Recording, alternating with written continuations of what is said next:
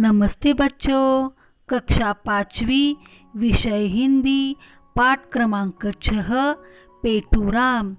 आज हम पेटूराम इस पाठ का परिचय देखेंगे।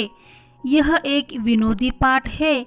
इसमें बताया गया है कि पेटूराम उपवास के नाम पर कितना खाते हैं। तो चलिए पहले हम इस पाठ का पठन करेंगे। चलिए, भोजन तैयार है, आप भोजन कीजिए। क्या आप भोजन नहीं करेंगे? आज मेरा उपवास है। उपवास में कुछ तो लेते होंगे। तो बच्चों, पेटूराम नाम के एक व्यक्ति थे। एक बार उन्होंने उपवास किया और वह एक दिन अपने मित्र के घर गए और उनके मित्र ने उनसे पूछा कि आप भोजन नहीं करेंगे? तो पेटूराम ने कहा कि आज मेरा उपवास है। तो उनके मित्र ने उनसे पूछा कि आप उपवास में कुछ तो खाएंगे, कुछ नहीं लेंगे क्या? तभी पेटूराम ने कहा, हाँ, थोड़ा बहुत खा लेता हूँ। तो मित्र ने कहा, फिर संकोच कैसा, कृपया बताइए। तो पेटूराम ने कहा, अंगूर मिलते हैं? तो उनके मित्र ने कहा, हाँ, बहुत मिलते हैं। तो पेटूराम ने अपने मित्र से कहा, केवल आधा किलो मंगवा लो। पेटूराम के मित्र ने कहा कि संकोच मत रखिए, यानी हिचक मत रखिए। जो आप उपवास में खाते हैं वो बताइए, हम मंगवा लेंगे। तो पेटूराम ने हिचक न रखते हुए, संकोच न करते हुए अपने मित्र को उपवास में जो वो खाते हैं वो मंगवाने के लिए कहा और उनके मित्र ने वो सब मंगवाया। फिर पेटूराम के मित्र ने पूछा, और? तो पेटूराम ने कहा, आधा दर्जन केले, 1 किलो सेब। फिर उनके मित्र ने पूछा, और? तो पेटूराम ने कहा, 1 पाव मेवा, 1.25 पाव मिठाई। फिर उनके मित्र ने पूछा, बस या कुछ और? तो बच्चों, पेटूराम ने पहले आधा किलो अंगूर मंगवाए, फिर आधा दर्जन केले मंगवाए और फिर 1 किलो सेब मंगवाए। इसके अलावा पेटूराम ने 1 पाव मेवा यानी सूखे फल मंगवाए और 1.25 किलो मिठाई मंगवाई। देखो, उपवास के नाम पर पेटूराम कितना खा रहे हैं। इतना ही नहीं, अभी और आगे उन्होंने क्या मंगवाया, देखो, आधा लीटर दूध और रबड़ी, बस। तो पेटूराम के मित्र ने कहा, ठीक, और कोई आज्ञा?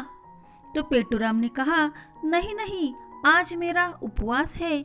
व्रत के दिन मैं अधिक नहीं खाता। बच्चों, रबड़ी यानी दूध से बनाया हुआ यह पदार्थ होता है, उसे रबड़ी कहते हैं। तो पेटूराम ने व्रत के नाम पर कितना कुछ मंगवाया। इसे पढ़कर तो आपको बहुत हंसी आ रही होगी। इसीलिए तो यह एक विनोदी पाठ है। इसमें पेटूराम के व्रत के नाम पर कितना खाते हैं, यह इस पाठ में विनोदी तरीके से बताया गया है। पेटूराम ने व्रत के नाम पर आधा किलो अंगूर, आधा दर्जन केले और 1 किलो सेब मंगवाए। इसके अलावा 1 पाव मेवा और 1.25 किलो मिठाई मंगवाई। इतना ही नहीं, 1 लीटर दूध और रबड़ी भी लाने को कहा। तो इतना सब मंगाने के बावजूद उसका कहना था कि उपवास में वे अधिक नहीं खाते।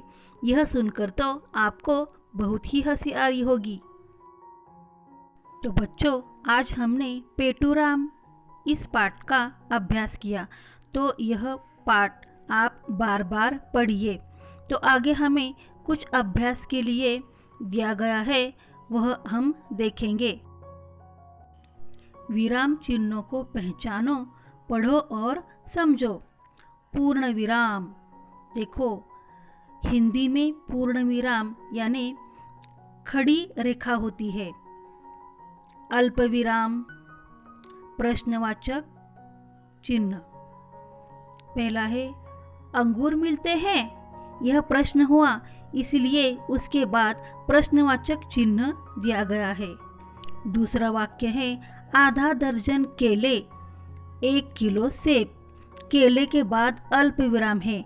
एक या ज़्यादा वस्तुएं होती हैं तो उसे दर्शाने के लिए अल्प विराम का प्रयोग होता है। और 1 किलो सेब के बाद यह वाक्य पूरा हुआ तो पूर्ण विराम के लिए खड़ी रेखा दी गई है।